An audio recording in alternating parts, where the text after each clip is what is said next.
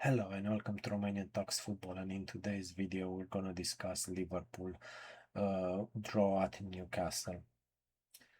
Before we get into it and we delve further, let me say this. We got lucky. Newcastle did almost everything they could to win this game. I do think a draw is fair given how the game went, but I also would understand why Newcastle fans will feel robbed at the result. Overall, I think it's a good result for both teams. Obviously, uh, losing 2 points in that manner is not good for Newcastle, and it won't be an easy pill to swallow. But in the end, I think a draw is fair for both of them. Without further ado, I have a massive problem with the players' mentality. We are so soft. Look at the second goal, Visa. He managed to pass both Szoboszlai and I think it was Gravenberg. None of them pulled their hand to pull him down. Any midfield that has an instinctive, a defensive instinct, that has that knowledge about being cynical, he would have gotten pulled down. 80% of the midfielders in this league would have pulled him down. So let's not talk about the way that there were at least 5 Liverpool players that could have tackled the guy down before he took the shot. Don't get me wrong, Willock goal, very good. Excellent technique, nothing Allison could do. Jacquet tried to dive in, and Willock kind of baited him and waited for Jacquet to go down and took the shot brilliantly in the corner. Nice goal. My problem is between Visa getting through Szoboszlai and I'm not sure if it was Gravenberg, but 2 Liverpool players, none of them faulted him. From there, it was him and Willock versus 5 or 7 Liverpool players, and they managed to score. First goal, another big issue. Counter-attack, the whole middle of the pitch was empty for Liverpool. Gravenberg wasn't there, Szoboszlai wasn't there. We need a number 6. We need someone that's cynical. We need someone that's not afraid to do the tackles. We are afraid to tackle. How many tackles did Liverpool have yesterday compared to Newcastle? We don't tackle. We don't do tactical fouls. We play so naively, so soft. And Isaac, don't get me started on Isaac. He withdrew in a shell, he became invisible. When the penalty was conceived by Newcastle, I expected Isaac to take the ball, bury it in the net, and then shush the fans that booed him for 95 minutes. What does he do? He goes and becomes invisible. I am very worried about Isaac and Wirtz, man. Wirtz had some good moments, but again, sometimes Wirtz during the game becomes invisible. The other problem is without Wirtz, we are so creatively bankrupt. You think we are Disney Plus. Honestly, we are so profoundly devoid of any creativity when Wirtz is not on the pitch. And Wirtz is not creating enough to justify him starting every game. It's such a double-edged sword. We are absolutely blunt without Wirtz, and we are barely sharp with him on the. I wouldn't even call it sharp. It's like a knife that you need to struggle to cut through warm bread. What are we doing? Wirtz needs to step up. Isaac needs to step up. A man who stepped up today and looked fantastic. He rotated in between wings. Yeah, he can only invert, but Gakpo was class today. Gakpo, in my opinion, was man of the match and he was the best Liverpool player out there. When we got Munoz, a lot of things changed. Munoz is much more direct than Ngamo. He likes to take that man on. He likes to create spaces. He likes to be on the ball. He likes to challenge. And yeah, he was the only one in that team that showed actual fight. We need a number six. We have massive defensive problems because we don't have a proper right back. Jeremy Frimpong, he got rinsed. He lost most of the duels he was on, and even when he was able to pass, his man would stop, pass it back because he didn't know how to proceed from there. Either he didn't expect himself to win the duel, or he's just that limited. He just has one trick past the opponent, and then, well, if there is an opportunity, there is an opportunity. If not, oh well, give it to Gravenberg or Soboslai or worse, they will find something. It's just not good enough. And on the other side, not Soboslai, sorry, uh, Kirkesh got rinsed by Elanga. All game long, Elanga rinsed him over and over and over again. And the other problem was Van Dijk never dropped down to help him. First goal, Van Dijk just sat there.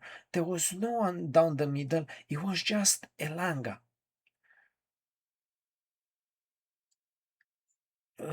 Take away the lack of a DM. Virgil should have tried to cut off the angle for Elanga. He had enough time, but we are so nonchalant. We walk them into our own half and allow them to shoot. We did the same thing. We walked past them passively. No one was trying to close him down. Karkesh, bloody tackle, man. Let him shoot. Offensively, Karkesh was a detriment today. He wasn't able to put a decent cross on the ball. All his crosses, I think he put 2 or 3 crosses that were horrendous. Yeah, we have a problem with Isaac not creating spaces for himself, just expecting tap-ins. I don't know what that man is doing. Obviously, it might be first time coming back to Newcastle, hostility, all that story. Maybe he has lingering feelings for Newcastle. He feels bad about. I don't know. But the thing is his mind wasn't in the game. And he needs to be more proactive. He needs to drop down. He needs to make spaces for himself because obviously at the moment we don't have the wingers necessary uh, to create spaces for him. Munoz, yeah, we looked a lot better on that side, but still it was a discrepancy because um, Frimpong wasn't doing enough to allow Munoz to create opportunities because Frimpong doesn't put crosses in. It's just really, really bad. And we are realizing that maybe Arne wasn't the problem. Well, he definitely was the problem because we dropped a lot in intensity last season, and we could see it right now. Towards the end of the game, we were spent. But what we've learned in this game, we can't play a trio, Gravenberg, Soboslai, or Enverts together. We just can't because Gravenberg doesn't offer enough defense, and Soboslai is not a real number 8 and he's not a real number 10. He is a hybrid in between an aggressive 8, an 8.5. So with him, you really need a proper DM to make Soboslai work. I don't know, maybe next game try McAllister, Soboslai, Verts. Try to see, or Nioni, uh, Soboslai, McAllister, or Nioni, McAllister, Soboslai. Try something different because this is genuinely not working. And we got lucky. We, don't get me wrong, deserve the point, in my opinion. but we got super lucky. And Gamoa can't play on the right yet. And he shouldn't be starting in the first place. I'm sorry, Gamoa shouldn't be starting. He's not at an age where he should be the main man. He should be put in the last 20 minutes or so when people are tired. There are more spaces for him because this could damage him. It genuinely could. You could erode his confidence. And I don't know, maybe Munoz is still recovering from the injury, and that shows how thin of a squad we have. But what about Harvey Elliott? What about Chiesa? Are they really, really this awful that you would put Ngamo in and leave them out? Then sell them at a loss. Hell, you only pay 10 million for Chiesa. What's that now? You would be losing 5 million. Rip up his contract, pay him whatever he needs to leave, and be done. I like Chiesa. I really like him. He loves Liverpool, and that's what I want to see. Players that are passionate about Liverpool, but he is not good enough. And you can't build a team just based, oh, I love this club. No, we need to bring back standards. And today, these players, aside from Munoz, who I think was quite a bright light for the team, and Gakpo, I'll give him Munoz, Gakpo, Allison, and to a certain degree, Jacques, no one else was up to standards. I'm sorry. I know Soboslai scored and equalized, but he didn't do much past that. He's very good on the ball. Gravenberg was quite bad today, even on the ball. Usually Gravenberg is good on the ball. The problem is off the ball. We leave all these huge spaces to be exploited. We don't have the passes really hammered down. Always, you could see the idea were really good, but the passes were short. First goal for Newcastle, it was a Gravenberg blunder, and he was afraid to shoot. He was in an ideal rather than try to pass and lose it. He should have taken the shot. He had enough time to shoot. He tried the pass, ball was recovered, and we ended up conceding. We need pace up front. So Barcola, Minte, maybe. I don't know. I wouldn't be surprised if we don't end up with Barcola at this point, to be honest, because we've been dragging it for so long. We are running out of excuses. Literally, it's been 2 months. Barcola to Liverpool, and a lot of journalists are saying, "Oh, we are waiting for PSG to replace him so we can negotiate a better price." Why hasn't that happened? I wouldn't be surprised because even the player, Himen Mbaye, said they are tired of this prolonged saga. So I wouldn't be surprised if someone shows up for Barcola late minute and they go like, yeah, we're gonna pay 110 million or whatever, and grab him from under Liverpool's nose. I wouldn't be shocked if that happens. I would be very saddened if that happens, but I wouldn't be shocked. We know Brighton wants around 70 million for Minte. Try to, for example, do something like 63, 64 million plus the rest in add-ons that are performance related, that are not really easy to achieve. So now appearances and all that. Put some GA there, put some from other performance related bonuses, and get him done. Because if you look at our system, we are lacking pace in attack, and we are not going to get a midfielder. I don't see any easy options for us right now that we could go and buy a midfielder unless we are willing to splash a ton of cash, but no one wants to buy McAllister at the moment. We are not going to sell Gravenberg or Soboslai. So it looks like we are not going to buy a midfielder, and we are still procrastinating on the wingers. We are not going to get a right back. Left back, Kirkish is in the flop territory. Costas is nowhere near as good uh, to be able to start for Liverpool. And this is all on the management. I'm sorry, but it is. They are setting up Iraola for fail, and I want to be happy. I want to be positive about the new season. But I don't see us winning anything. I don't see us qualifying for the Champions League very easy. At this point, the way we are going, I wouldn't be surprised if a few teams have a bad season alongside. I wouldn't be surprised if Brentford is in the Champions League next season. It's just ridiculous how the standards have fallen at this club and how we are failing the rebuild that Klopp started. It's been 3 or 4 seasons without us bringing a DM.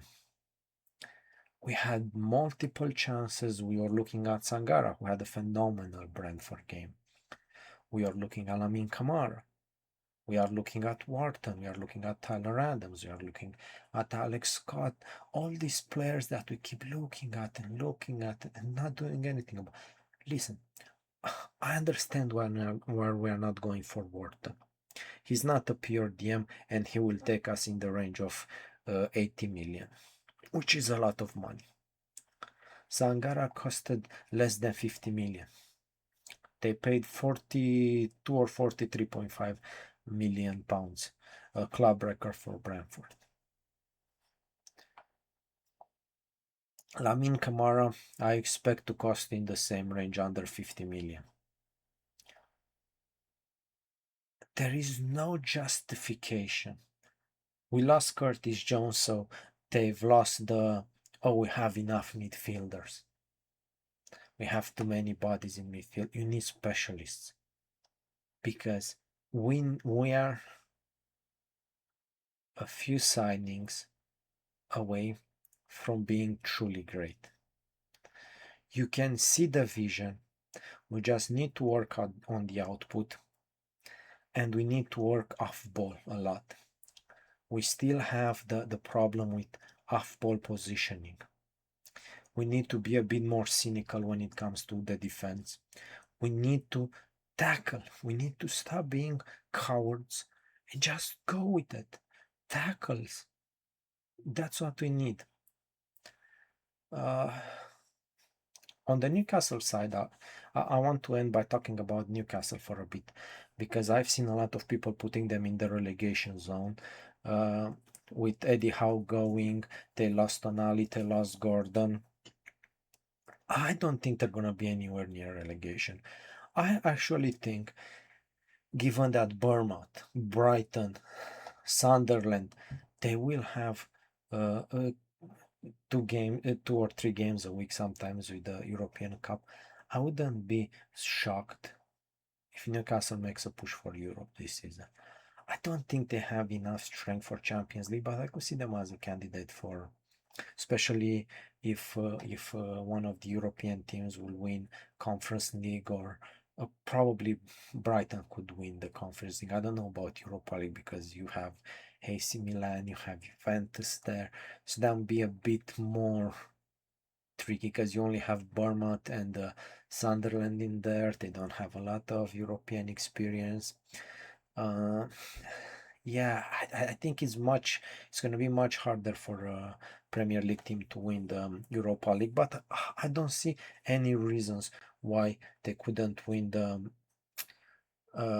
Conference League, and the British teams to make, not British team, the English teams to make it further into the European competition. Maybe Arsenal can make the final again, or maybe a semi-final. Maybe we can make a semi-final as well if we're lucky. I doubt it with these games, but who knows? Maybe the draw will be kinder to us than last 2 seasons. But regardless of that, I could see Newcastle being in that 7 to 10 position, depending on the fluctuations of other teams. Uh, Obviously, if you have a big decline in Villa, if you have a big decline again in Chelsea, uh, if you have a big decline in Bournemouth, Brighton, you could see maybe finishing 6th, 7th, or maybe even, yeah, 6, 7, 8. You can realistically see Newcastle in a European Cup next season, which would be great for them and would help to boost the morale because they had a rotten season last year. And genuinely, despite Newcastle fans hating Liverpool, I don't have a bit of ill will towards them at all, or towards Newcastle. So yeah, I wouldn't mind if Newcastle makes European uh, cups for next season, and I genuinely think they will have a better season. I don't think they will be nowhere as bad as past season. Anyways, regardless of that, this is where I'm gonna end the video. Thank you for watching, and if you liked it, please leave a like and a subscribe will help a lot. Thank you and have a good one.